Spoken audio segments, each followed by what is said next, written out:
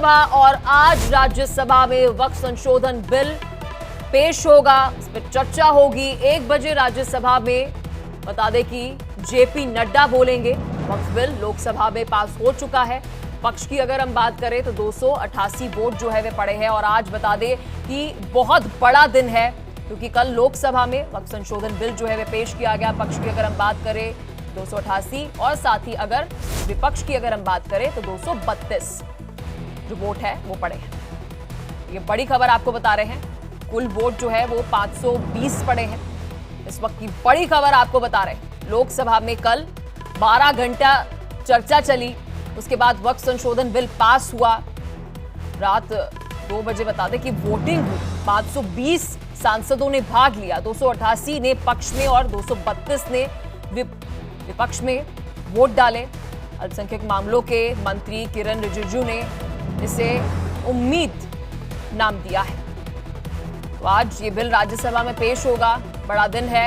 1 बजे राज्यसभा में जेपी नड्डा आपको बता दे कि बोलेंगे और ये बड़ी खबर आपको बता रहे हैं। वक्फ संशोधन बिल को लेकर इस वक्त की बड़ी अपडेट। बिल पर चर्चा के दौरान अगर हम बात करें तो गृह मंत्री अमित शाह का भी बयान जो है वह सामने आया था। और बड़ा दिन जो है, कल ऐतिहासिक दिन रहा है भारत के लिए। और इस बीच बड़ी अपडेट आपको दे रहे हैं। आज राज्यसभा में वक्फ संशोधन बिल जो है वो पेश होगा। वक्फ बिल पर नेताओं का क्या कुछ कहना है, चलिए उनका पक्ष सुनाते हैं। संविधान को रौंदा जा रहा है।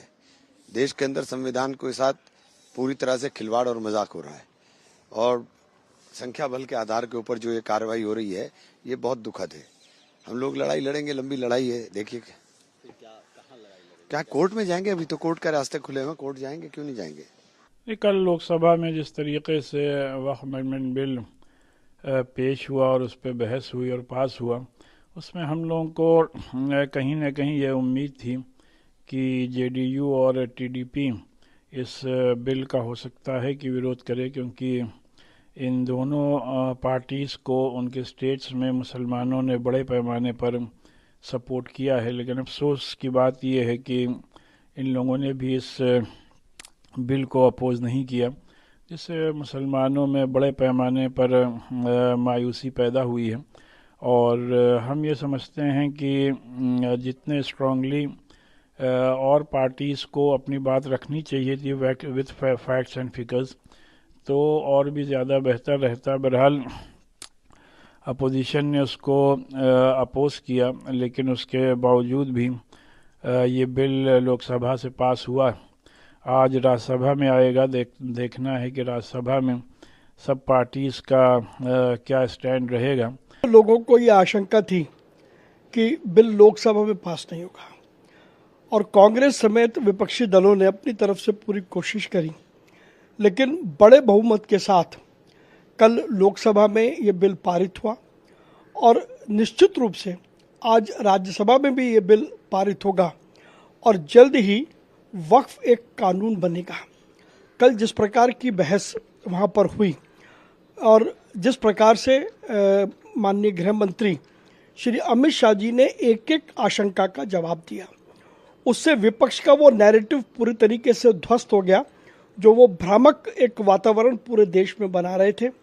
उन अमित शाह जी के और किरण रिजिजू जी के तर्कों के आगे उनके पास कोई उत्तर नहीं था, कोई जवाब नहीं था। वक्फ का कानून देश के मुस्लिम वर्ग को एक नई दिशा देगा और वक्फ की जो संपत्तियां हैं वो परोपकार के काम में आएंगी, जो वास्तव में वक्फ का मैंडेट है। जो कल चलिए इसी खबर पर और अधिक जानकारी के साथ मेरी सहयोगी दृष्टि हमारे साथ दिल्ली से जुड़ चुकी है और साथ ही मुक्ता भी हमारे साथ जुड़ चुकी है एमपी से। दृष्टि, देखिए अभी इमरान मसूद को मैं सुन रही थी वक्फ संशोधन बिल को लेकर, वो तो स्पष्ट तौर पर कह रहे हैं कि कोर्ट का ऑप्शन अभी भी हमारे पास है।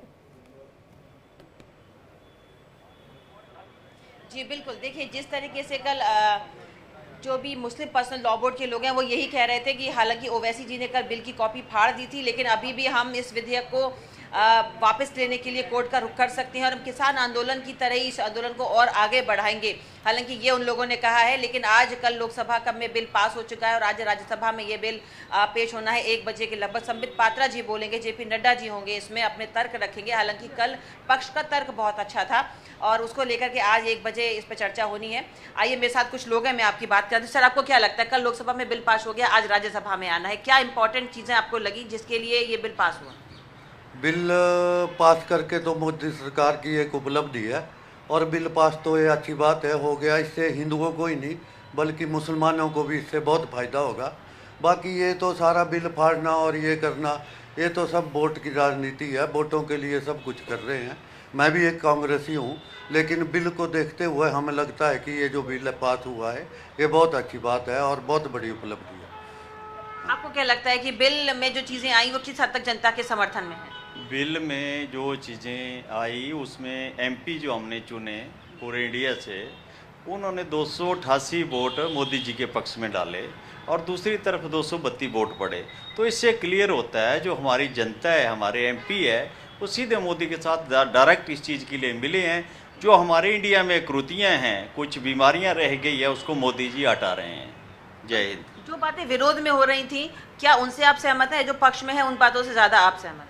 विरोध में जो बातें हो रही है उसको कोई तथ्य सबूत नहीं है और ये सारी कुरीतियाँ हैं, वोट की एक राजनीति है, तो इसमें ऐसी कोई बात नहीं है। विरोध करने वाले तो सिर्फ वोट की राजनीति कर रहे हैं, देश के लिए कोई कुछ नहीं सोच रहा है। जो ये बिल पास हुआ इससे देश को बहुत बड़ा फायदा होने वाला है और सब बराबर होने वाले हैं। आपको लगता है देश को किस तरह का फायदा रहेगा इस बिल से? सब चीज़ का फ़ायदा रहेगा इससे। तो सबसे ज़्यादा फ़ायदा तो हिंदुओं को भी रहेगा, मुसलमान भाइयों को भी रहेगा। किसी को इसमें कोई अकरूति नहीं होनी चाहिए, किसी भी बंदे को इस पर कोई ये बिल सही पास हुआ है, सबको बेनिफिट मिल रहा है। आप क्या कहना चाहते हैं बिल के बारे में? बिल के बारे में बिल आया, ये एक पॉलिटिकल मोटिवेटिव है, कुछ नहीं, सिर्फ 2027 की एक कवायद है और उसके में 288 इन्हें पक्ष में मिले, 232 मिले, विपक्ष का एक भी वोट उनके समर्थन में नहीं गया। सिर्फ नायडू और उन्होंने, ये एक मैनेजरियल बिल है और कुछ नहीं है, 2027 की कवायद है और कुछ नहीं, इससे कुछ नहीं होना। न रोटी का सवाल उठा रहे, न रोजगार का सवाल उठा रहे, न महंगाई का सवाल उठा रहे, अन्य मुद्दों से भटका रहे हैं। ये कुछ नहीं है, सिर्फ बेवकूफ़ बनाने वाला धंधा है और इससे ज़्यादा हमारी सोच नहीं है कि आप अगर बिल आपके समर्थन में आता तो आपका क्यों नहीं पक्ष में पड़ते? आपके 55 वोट ही तो ज़्यादा आए ना, 55 वोट में विपक्ष का एक भी वोट आपके पास नहीं गया। इसका मतलब है कि आपने मैनेज किया है। चंद्रबाबू नायडू धमकी दे रहे थे, नीतीश कुमार धमकी दे रहे थे, ये धमकी भी फिलहाल ऐसा नहीं है। लोगों ने इस बिल से इत्तेफाक रखा है, जिस हिसाब से किरण रिजिजू ने अपनी बातों को रखा है उस हिसाब से विपक्ष के पास वैसे कोई मुद्दा ही नहीं था बिल को हटाने के लिए। रिजिजू गवर्नमेंट के लोग हैं, बीजेपी के लोग हैं, तो किन की बात आप कर रहे हो? विपक्ष का किसी आदमी ने रखा है? चलिए, आपका क्या कहना है? आपको किस तरह से लगता है कि ये बिल लोगों के साथ में? ये बात कर रहे हैं, अपने दिल की बात कह रहे हैं, लेकिन ये बिल बहुत अच्छा है। इसमें जो कुरीतियाँ थी इंडिया में, उन कुरीतियों की सफाई की जा रही है। बहुत अच्छा बिल है, राम राज्य है। मोदी जी को बहुत बहुत इंडिया की तरफ से ठीक है। दृष्टि, आप हमारे साथ जुड़ी रहिए, मुक्ता भी हमारे पास है, क्योंकि देखिए अलग अलग राज्यों का भी पक्ष जानने की बेहद ज्यादा जरूरत है। क्योंकि देखिए यहाँ पे दिल्ली से मुक्ता हम अपडेट ले रहे थे, लोग स्वागत कर रहे हैं वक्फ संशोधन बिल का, कहना है कि देखो मुस्लिमों के हित में ये बिल है। एमपी से क्या कुछ प्रतिक्रिया सामने आ रही है? देखिए, एमपी से कल सुबह ही प्रतिक्रिया सबसे पहले सामने आई थी, जब हमने देखा था कि महिलाएं जो हैं बड़ी तादाद में सड़क पे उतर आई थी और थैंक यू मोदी जी का पोस्टर लेकर वो नारे लगा रही थी, खुश हो रही थी। तो एक तबका जो था वो ये जाहिर कर रहा था, खुशी जाहिर कर रहा था। कई एक तस्वीर और थी जिसमें आतिशबाजी कर रहे थे, कई मुस्लिम समुदाय के लोग जो है वो आतिशबाजी कर रहे थे कि जो है बिल जो है अब बस अब पास होने वाला है लोकसभा में, क्योंकि कल देर रात वो पास हुआ। तो ये दो तस्वीरें कल हम लोगों ने भोपाल से देखी। हालांकि जो कांग्रेस के विधायक है आरिफ मसूद, जिनको मुस्लिम समुदाय का एक मतलब बड़ा लीडर भी माना जाता है, वो लगातार जो है बड़ा बहुत उस तरह के बयान भी देते हैं, तो उन्होंने कहा कि ये एक तरह का काला बिल है और इससे जो है दुश्मनी फैलाने की कोशिश कर रही है बीजेपी। लगातार समुदाय में में बांटने की कोशिश कर रही, हिंदू मुसलमान करने की कोशिश कर रही है। तो अगर हम देखें तो कांग्रेस का रुख ये है कि हिंदू मुस्लिम करके वोट की राजनीति कर रही है। लेकिन अगर आम लोगों की बात करें, जो मैंने 2 तस्वीरें आपको बताई, जो लेकिन यहाँ पर मुक्ता सबसे जरूरी बात ये हो जाती है कि सत्ताधारी सरकार को ये डर था कि लोगों में एक भ्रम फैलाया जा रहा है विपक्षियों की तरफ से। क्या ग्राउंड पर ऐसी कोई तस्वीर देखने को मिली कि अभी भी क्या मुस्लिम समुदाय के कुछ ऐसे लोग हैं जिनमें भ्रम है इस बिल को लेकर, कोई फॉल्स नैरेटिव जो है उनको पेश किया गया हो, ट्रांसपेरेंसी उनको ना हो इस बिल को लेकर? देखिए, ये नैरेटिव तो बिल्कुल सेट करने की कोशिश की गई है। जो मुस्लिम समुदाय के जो बड़े तबके के लोग हैं, जो पैसे वाले लोग हैं, लगातार वो ये नैरेटिव सेट करने की कोशिश कर रहे हैं, अभी भी कर रहे हैं। लेकिन कल जैसे मैंने बताया, 2 तस्वीरों का मैंने जिक्र किया, जो आम समुदाय, जो आम लोग हैं मुस्लिम समुदाय के, जो गरीब तबके के हैं, उन्होंने खुशी जाहिर की, आतिशबाजी की। यानी कहीं ना कहीं उनको भी समझ आ रहा है कि ये बिल जो आ रहा है वो सही है और उनके हित का है। जो डिफरेंस है एक अमीर और गरीब के बीच में मुस्लिम समुदाय में, कहीं ना कहीं वो एक इक्वलाइजर का काम करेगा। और जो भ्रांतियां जो है, जिस तरह की भ्रांतियां फैलाने की कोशिश की जा रही है लगातार कि ये बिल जो है 2 समुदाय को बांटने की कोशिश है, हिंदू मुसलमान करने की कोशिश है, वोट बैंक की राजनीति है, मुझे ऐसा लगता है कि धीरे धीरे ठीक है दृष्टि। देखिए, अब राज्यसभा, सबकी निगाह है राज्यसभा पर, क्योंकि लोकसभा की अगर हम बात करें, शुरू में थोड़ा मुश्किल लग रहा था कि नंबर गेम जो है थोड़ा लोकसभा में मुश्किल है, राज्यसभा में तो बड़ी आसानी से जो है ये बिल जो है पास हो जाएगा। नंबर गेम को लेकर थोड़ी सी जानकारी आप दीजिए राज्यसभा। जी देखिए, 119 चाहिए और सरकार के पास कल तक 121 माना जा रहा था, अब आज 125 से भी ज़्यादा के हैं। तो जो कह सकते हैं कि बहुलता है वो सरकार के पास राज्यसभा में है। अक्सर ये देखा जाता था कि कोई भी सरकार जो होती थी उनके पास राज्यसभा में बहुलता नहीं होती थी सांसदों की, लेकिन इस सरकार के पास ऑलरेडी इतने सांसद हैं कि ये बिल आसानी से पास हो सकता है, तो इसमें इतना दिक्कत नहीं होगी। लेकिन हाँ, ये जरूर है कि विपक्ष का हंगामा है। आज सुबह भी सोनिया गांधी जी ने अपने संसदीय दल के संग मीटिंग की है 9:30 बजे पार्लियामेंट में, तो उन्होंने भी इस बिल में कई बातें रखी हैं, तो टैक्स को लेकर के और साथ ही वक्फ बिल को लेकर के। तो लेकिन देखिए, जिस हिसाब से कुछ सेक्शंस हैं जिनको लेकर के इस बिल की आलोचना की जा रही है, वो अनुच्छेद है 14, 15, 25, 26 और 30, जिसको दे के कहा जा रहा है कि अगर ये सेक्शंस नहीं होते तो शायद इस बिल की आलोचना इतनी नहीं होती।